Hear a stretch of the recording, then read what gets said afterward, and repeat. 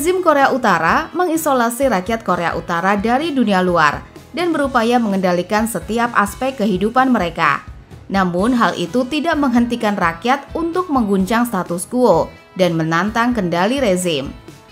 Pada 1990-an, ekonomi sosialis Korea Utara runtuh, memicu kelaparan yang menghancurkan, yang merenggut nyawa hingga 1 juta warga Korea Utara dan mengubah hubungan antara rakyat dan rezim selamanya. Rezim tidak dapat menyediakan cukup makanan melalui sistem distribusi publiknya, sehingga mereka memprioritaskan sumber daya untuk elit penguasa, meninggalkan jutaan warga Korea Utara biasa untuk berjuang sendiri. Orang-orang Korea Utara harus menjadi kreatif untuk bertahan hidup, sehingga mereka mengambil ekonomi ke tangan mereka sendiri. Mereka meninggalkan unit kerja yang tidak berfungsi, mulai mencari makanan dan berdagang di pasar ilegal baru yang disebut Jangmadang. Pasar-pasar ini dengan cepat menjadi sumber makanan utama bagi warga Korea Utara biasa, dan secara bertahap tumbuh untuk mencakup lebih banyak barang dan jasa. Pola pikir pasar baru dan motif keuntungan ini menyebar ke seluruh masyarakat Korea Utara, yang mengantar masuk era baru komersialisasi dari bawah, yang secara fundamental mengubah hubungan antara rakyat dan rezim. Di masa lalu, setiap warga Korea Utara ditugaskan ke unit kerja wajib dan menerima jatah dari pemerintah. Tetapi saat ini lebih banyak warga Korea Utara yang keluar dari sistem sosialis negara untuk mencari nafkah dalam ekonomi pasar. Tindakan ini merupakan bentuk pembangkangan massal atau perlawanan sehari-hari. Dengan memasarkan ekonomi, warga Korea mampu meningkatkan ketahanan mereka terhadap kekurangan gizi dan kualitas hidup.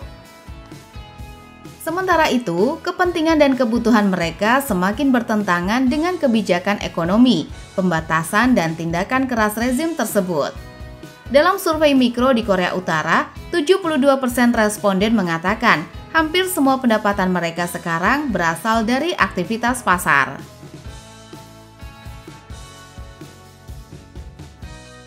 Korea Utara adalah negara paling tertutup di dunia dan sulit untuk mendapatkan gambaran yang jelas tentang kehidupan sehari-hari 25 juta warganya. Kunjungan ke negara itu sangat dibatasi dan diawasi dengan ketat. Statistik yang diberikan oleh pemerintah seringkali dibesar-besarkan atau dikecilkan demi kenyamanan pemerintah. Salah satu cara untuk mengetahui realitas Korea Utara adalah dengan bertanya kepada mereka yang berhasil lolos dari kesulitan yang dihadapi warga Korea Utara setiap hari.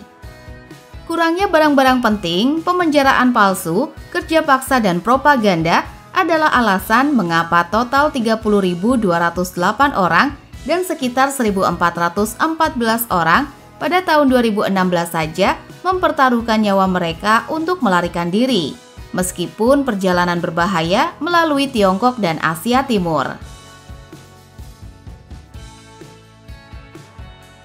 Salah satu masalah utama di Korea Utara adalah kelaparan dan kekurangan gizi yang terus-menerus. Ada 2 cara warga Korea Utara memperoleh makanan, melalui pasar gelap atau pasar legal kecil, atau melalui jatah makanan yang disediakan pemerintah. Menurut Program Pangan Dunia, pemerintah Korea Utara mendistribusikan 400 gram per orang setiap hari pada bulan Januari 2017. Dalam pemotongan lebih lanjut, pada bulan Januari 2019, karena kekurangan panen, jatah makanan dikurangi menjadi hanya 300 gram per orang per hari. Jumlah ini hanya 50% dari 600 gram per orang yang direkomendasikan PBB setiap hari. Selama pandemi COVID, kelangkaan pangan semakin parah, di mana pemerintah Korea Utara telah menerapkan kebijakan ketat di perbatasannya, sekaligus membatasi pergerakan penduduk secara ketat. Bahkan banyak sumber mengkonfirmasi bahwa bagi warga Korea Utara, pembatasan pangan yang disebabkan oleh COVID-19 merupakan bahaya yang lebih besar daripada virus itu sendiri.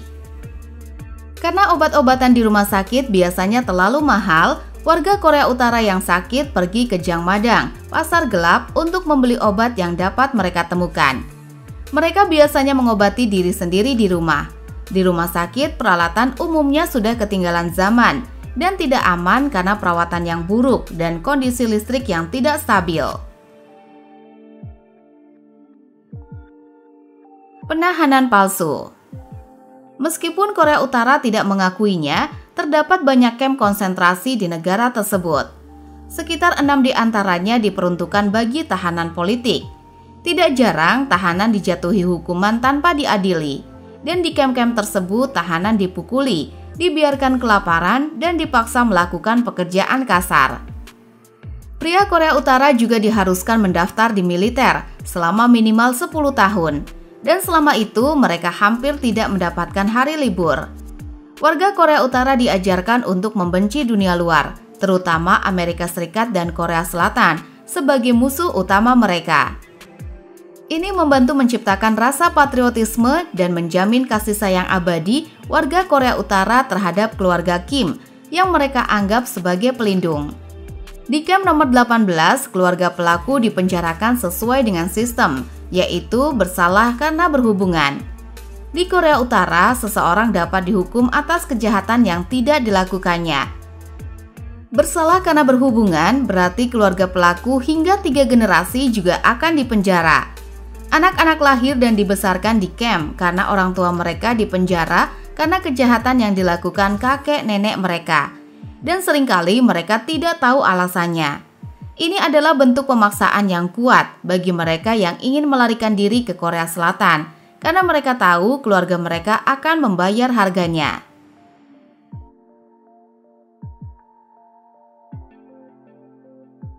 Kerja paksa. Karena sebagian besar dari mereka tidak memiliki latar belakang dan uang yang cukup untuk melanjutkan ke universitas setelah lulus SMA, warga Korea Utara dikirim untuk bekerja di pertanian kolektif, pabrik, lokasi konstruksi, dan lain-lain.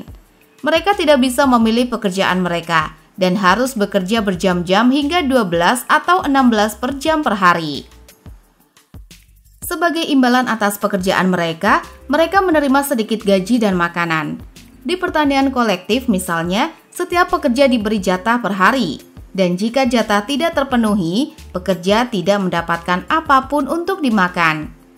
Bekerja di lokasi konstruksi dan pertambangan bisa berbahaya, tetapi jika terluka, warga Korea Utara tidak menerima kompensasi apapun. Sejak pemerintahan Kim Jong-un, kontrol atas kebebasan berpikir, berekspresi, dan beragama menjadi semakin terkendali. Sesi-sesi tinjauan hidup dan pembelajaran meningkat, dan pemujaan terhadap para pemimpin dikatakan menjadi semakin ideologis.